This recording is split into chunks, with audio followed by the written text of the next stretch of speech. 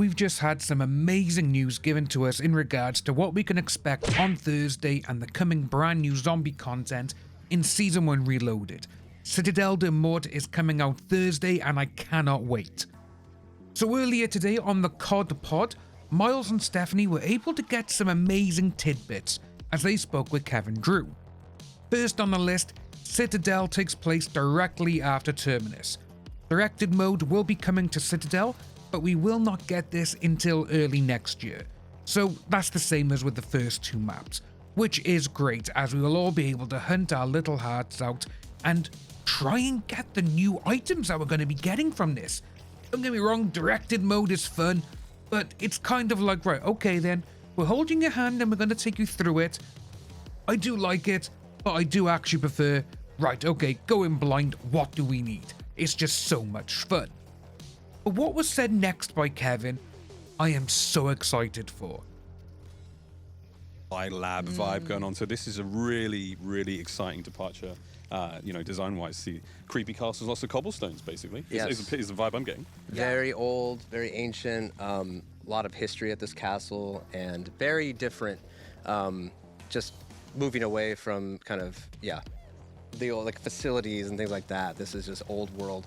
Lots of magic here. New flavor, yeah. I've heard you guys talk about magic before, so I feel like we're getting a little bit of a wink on the magical there's always kind nature. of two sides to zombies. There's the scientific horror aspect where we're crafting all these wonder weapons, and then there's every once in a while we get to go to the other side where it's more just pure magic, like the roots of Dark Ether. I love it. Kind of tying into history and Arthurian legend, like the magic, and those things tie directly into what we're doing here. I'm so excited.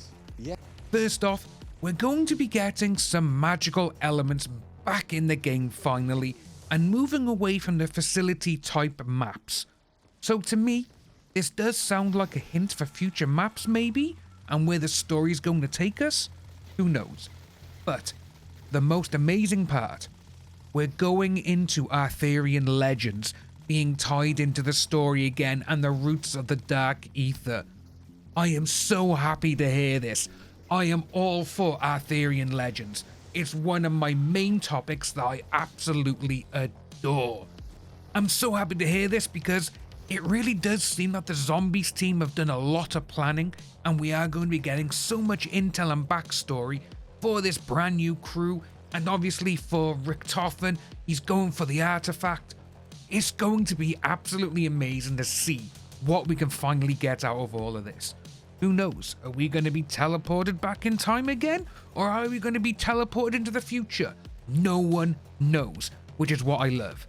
Also, bringing Arthurian legend into it as well, it just brings back that old feeling of Black Ops 3 and playing the Eisendrache. It's just so much fun, I can't wait. Next, we had some details on what the map is going to be size-wise as well, and by the sounds of it, it's going to be the size of Terminus, but without the ocean. Which is cool, I'm happy with that. I do like the size of Terminus, and it's just a good size overall. It also seems like we're going to be having some amazing close-quarter battles. As Kevin mentioned, that certain areas within the castle are very confined. So think of the stairwells of Der Eisendrache when you're trying to go up and get quick revive. There's so many places in these castles where it's just going to be a one-way system, and you're going to have zombies coming every single direction, and you just got to blow their heads off. It's going to be so much fun. Wonder weapons were mentioned, and we've been hearing this in the last couple of weeks that there are going to be 4 elemental swords. Well, Kevin has confirmed that, so that's just great to see.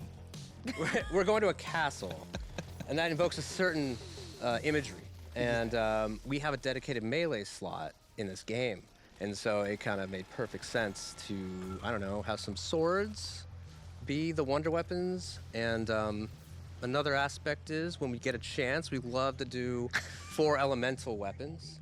It's something that's really fun, where each player can kind of identify with one of these 4 elemental weapons and like their play style and have a lot of fun. So. We also have some awesome news as well, because he finally talked about the 3 things that are coming back. First of all, Vulture 8. This hasn't been seen since Buried. all the way back in 2013 when it was released. I cannot wait to see if they've updated this a little bit more. But what I do want though, when you do obviously have Vulture Aid, it makes the zombies drop things. So for me, give us some more lethals because they're kind of, not showing up where we are. We also have a light ammo mod, which is about healing the players, which when you shoot zombies, orbs will come out of them and you can actually use these to heal. So that's going to be good to see. Then we also had the news that the Tesla Storm mod is coming back as well. Again, this really hasn't gone away because we did have it in MW Zombies and it worked alright, but for me, I'm not really a Tesla Storm mod, but if you are, great.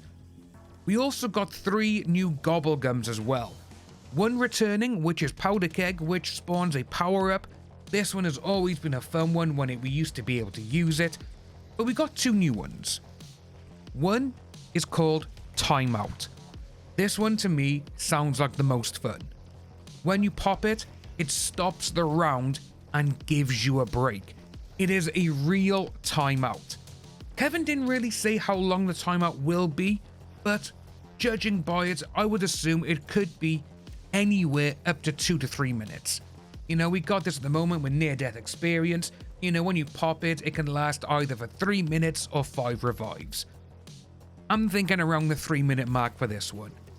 And another one is called Holiday Cheer, which is a whimsical, which I don't know why we're doing these whimsicals because I have 24 of the indigestion and I have like 20 odd of the other one. I don't use them, but people like them, so that's why they're back in there. But this Holiday Cheer, it will spawn the zombies with reefs around their necks. That's what we got there. Now last, but certainly not least, we have this. This is the brand new evil boss that we will be fighting. Look at this guy. Just look at the size of this bloody beast.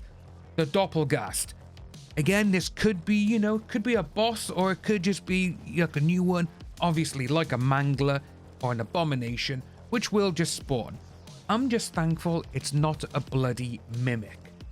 But there's one thing as well that we need to talk about very, very quickly, and that is gameplay changes which are coming to zombies this Thursday. Mangler spawns have been reduced at mid to high rounds, thank God. They've put a cap on active Manglers up to around 100. Mangler's arm cannon now is easier to shoot off. And we're making special rounds way shorter. More to come in the Season 1 Reloaded patch notes, which thank God. With this, obviously the special rounds, we are looking at like the vermin rounds, thank God. You can get up to level 60, 70, 80, 100. The vermin rounds last longer than the zombie rounds. What the hell is that? But thank God we got that. And tomorrow, on Tuesday, we actually have some gameplay from Citadelle Del Mort being released. So guys, are you excited for Citadel? New element swords? I am so stoked. I cannot wait for this. And it's so nice to see the zombie community is this happy. We haven't seen this in a long, long time. If Treyarch can keep this up for each season, they've got a winner on their hands. Let us know what you think about this down below, folks, and I'll see you soon.